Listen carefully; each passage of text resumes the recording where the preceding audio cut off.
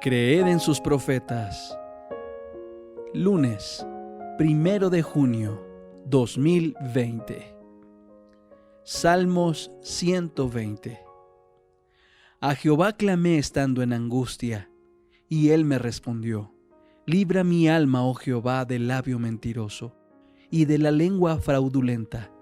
¿Qué te dará o qué te aprovechará, oh lengua engañosa? Agudas saetas de valiente con brasas de enebro.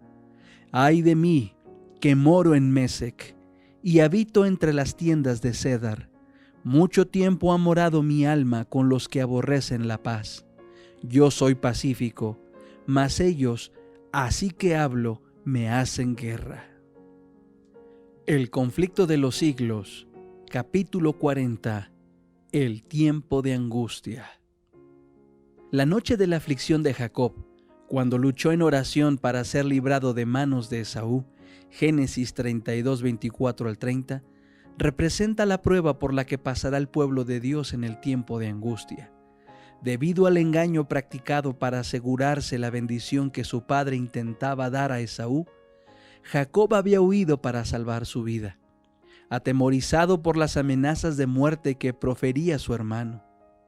Después de haber permanecido muchos años en el destierro, se puso en camino por mandato de Dios para regresar a su país, con sus mujeres, sus hijos, sus rebaños y sus ganados.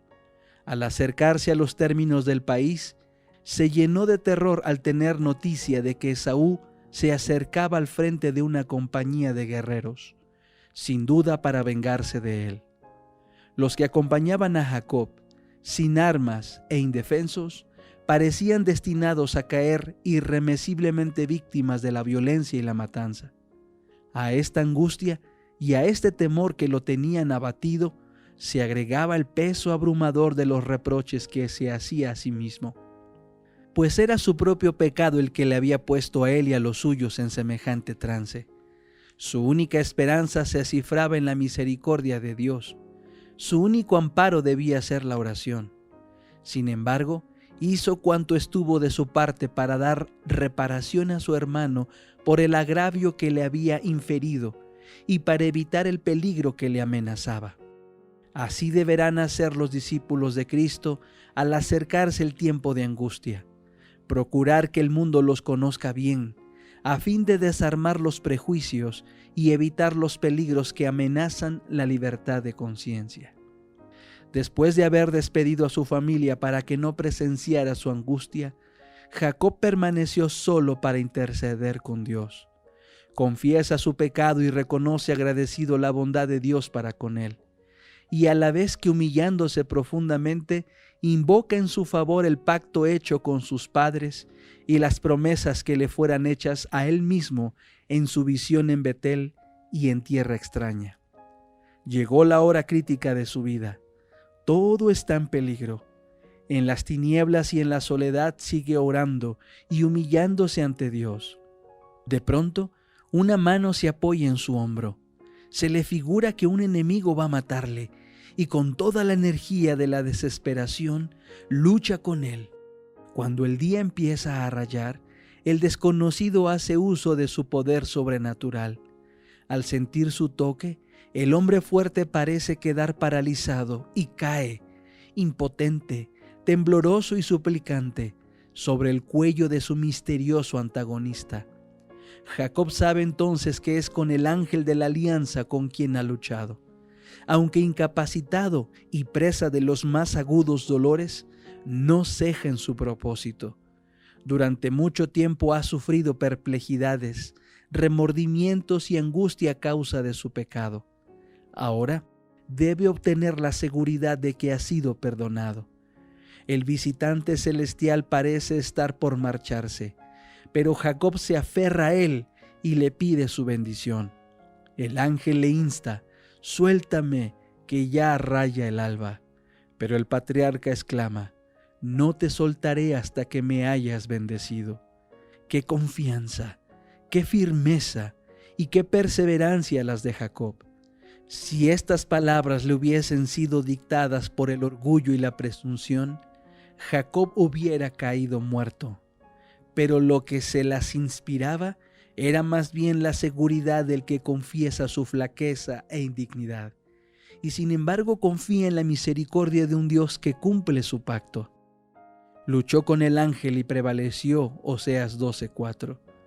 Mediante la humillación, el arrepentimiento y la sumisión, aquel mortal pecador y sujeto al error prevaleció sobre la majestad del cielo. Se aferró tembloroso a las promesas de Dios, y el amor infinito no pudo rechazar la súplica del pecador. Como señal de su triunfo y como estímulo para que otros imitasen su ejemplo, se le cambió el nombre. En lugar del que recordaba su pecado, recibió otro que conmemoraba su victoria. Y al prevalecer Jacob con Dios, obtuvo la garantía de que prevalecería al luchar con los hombres.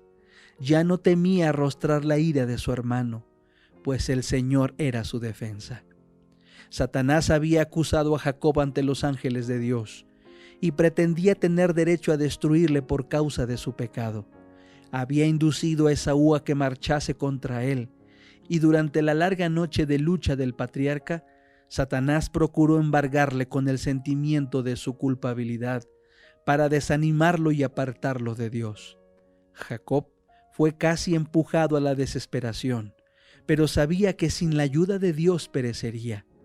Se había arrepentido sinceramente de su gran pecado y apelaba a la misericordia de Dios. No se dejó desviar de su propósito, sino que se adhirió firmemente, y el ángel hizo su petición con ardientes clamores de agonía hasta que prevaleció. Así como Satanás influyó en Esaú para que marchase contra Jacob, así también instigará a los malos para que destruyan al pueblo de Dios en el tiempo de angustia. Como acusó a Jacob, acusará también al pueblo de Dios. Cuenta a las multitudes del mundo entre los súbditos, pero la pequeña compañía de los que guardan los mandamientos de Dios resiste a su pretensión a la supremacía. Si pudiese hacerlos desaparecer de la tierra, su triunfo sería completo. Ve que los ángeles protegen a los que guardan los mandamientos e infiere que sus pecados les han sido perdonados, pero no sabe que la suerte de cada uno de ellos ha sido resuelta en el santuario celestial. Tiene conocimiento exacto de los pecados que les ha hecho cometer y los presenta ante Dios con la mayor exageración y asegurando que esa gente es tan merecedora como él mismo de ser excluida del favor de Dios. Declara que en justicia el Señor no puede perdonar los pecados de ellos y destruirle al mismo tiempo a él y a sus ángeles. Los reclama como presa suya y pide que les sean entregados para destruirlos. Mientras Satanás acusa al pueblo de Dios, haciendo hincapié en sus pecados, el Señor le permite probarlos hasta el extremo. La confianza de ellos en Dios, su fe y su firmeza serán rigurosamente probadas. El recuerdo de su pasado hará decaer sus esperanzas, pues es poco el bien que pueden ver en toda su vida. Reconocen plenamente su debilidad e indignidad. Satanás trata de aterrorizarlos con la idea de que su caso es desesperado, de que las manchas de su impureza no serán jamás lavadas. Espera así aniquilar su fe, hacerles ceder a sus tentaciones y alejarlos de Dios. Aun cuando los hijos de Dios se ven rodeados de enemigos que tratan de destruirlos, la angustia que sufren no procede del temor de ser perseguidos a causa de la verdad. Lo que temen es no haberse arrepentido de cada pecado y que debido a alguna falta por ellos cometida, no puedan ver realizada en ellos la promesa del Salvador. Yo también te guardaré de la hora de prueba que ha de venir sobre todo el mundo. Apocalipsis 3:10. Si pudiesen tener la seguridad del perdón, no retrocederían ante las torturas ni la muerte. Pero si fuesen reconocidos indignos de perdón y hubiesen de perder la vida a causa de sus propios defectos de carácter, entonces el santo nombre de Dios sería vituperado.